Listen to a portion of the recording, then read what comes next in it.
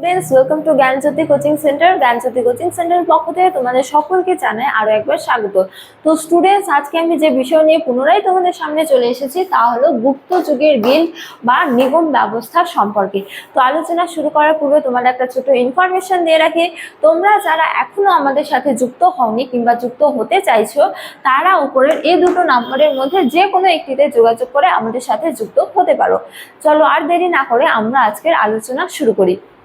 তো আজকের আমার আলোচনা হলো কি গুপ্ত যুগের গিল্ড বা নিগম ব্যবস্থা সম্পর্কে।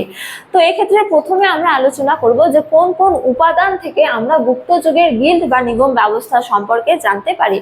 তো বলা হয়েছে যে বিভিন্ন লেখক যেমন মান্দাসর লেখক, স্কন্দগুপ্তের লেখক, পাহাড়পুর তাম্র শাসন, তারপরে দামোদর তাম্র শাসন থেকে আমরা গুপ্ত যুগের গিল্ড বা নিগম ব্যবস্থা সম্পর্কে জানতে পারি। তো এবারে আমরা আলোচনা করব যে গিল্ড কি নিয়ে, ঠিক আছে। তো বলা যায় যে গুপ্ত যুগের জীবনযাত্রার অন্যতম প্রধান বৈশিষ্ট্য ছিল গিল্ডগুলি। তো গিল্ড কি, এক্ষেত্রে বলা যায় যে গুপ্ত যুগে ভারতের শিল্প ও বাণিজ্য যে সংস্থাগুলির মাধ্যমে পরিচালিত হতো সেই সংস্থাগুলিকে গিল্ড বলা হতো। অর্থাৎ কোনো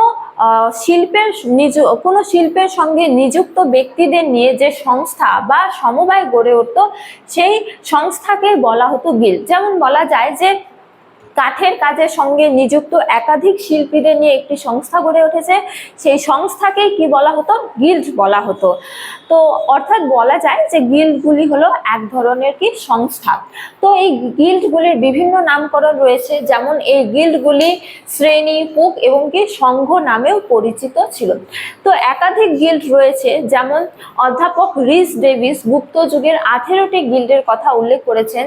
এই 18টি গিল্ডের মধ্যে অন্যতম কয়েকটি গিল্ড হলো কাষ্ঠশিল্পী, ধাতু শিল্পী, প্রস্তরশিল্পী, তাঁতি, চর্মকার, মৃৎশিল্পী, জেলে, তারপরে কসাই, শিকারী, পাচক, নাপিত ইত্যাদি আরো গিল্ডগুলি রয়েছিল গুপ্ত যুগে। তো এবার আমরা আলোচনা করব এই গিল্ডগুলির গুরুত্ব কি। তো বলা যায় যে এই গিল্ডগুলির মানে প্রতিটি গিল্ডের আলাদা আলাদা নিয়ম কানুন ছিল এবং প্রায় নিয়মিতভাবে এই গিল্ডগুলির কিন্তু সভা বসতো। তো এই গিল্ডগুলির গুরুত্বের ক্ষেত্রে আমরা বলতে পারি প্রথমত যে এই গিল্ডগুলি কর্তৃক গৃহীত সিদ্ধান্ত রাষ্ট্রের কর্তৃক গৃহীত সিদ্ধান্তের সমতুল্য বলে বিবেচিত হতো। অর্থাৎ এই গিল্ডগুলি যদি কোনো নিয়ম কানুন যে গ্রহণ করতো, সেই নিয়ম কানুনকে কিন্তু রাষ্ট্র কর্তৃক গৃহীত নিয়ম কানুনের সঙ্গেই তুলনা করা হতো, অর্থাৎ তার সমান মর্যাদা দেওয়া হতো। ফলে কি গুপ্ত যুগের ব্যবসা বাণিজ্য এবং শিল্পের অগ্রগতি ঘটেছিল। এছাড়া দ্বিতীয় তমের ক্ষেত্রে বলা যায় যে এই গিল্ডগুলির অভ্যন্তরীণ ধনী ব্যক্তিদের রাষ্ট্র মর্যাদা দিত, কেননা এই ধনী ব্যক্তিরা অর্থনৈতিক ক্ষেত্রে গুরুত্বপূর্ণ প্রভাব ফেলতো। এছাড়া তৃতীয় তমের ক্ষেত্রে বলা যায় যে এই গিল্ডগুলি হলো সমাজের অন্যতম অলংকার বা শ্রেষ্ঠ শক্তি এই গিল্ডগুলি ছিল। এছাড়া আরো বিভিন্ন গুরুত্ব রয়েছে, যেমন বলা যায় যে কোনো পেশার মধ্যে যদি কোনো সমস্যা দেখা দিত তাহলে কিন্তু এই গিল্ডগুলির মাধ্যমে সেই সমস্যা দূর করা হতো।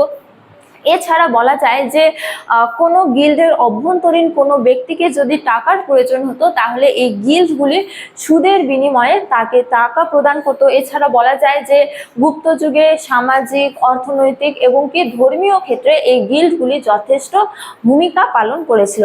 তো স্টুডেন্টস, এই ছিল আজকে আমার আলোচনার বিষয়। তোমাদের ভিডিওটি ভালো লাগলে অবশ্যই ভিডিওটি লাইক করে বন্ধুদের সঙ্গে শেয়ার করো এবং আমাকে অবশ্যই কমেন্ট করে জানিও তোমাদের ভিডিওটি কেমন লেগেছে।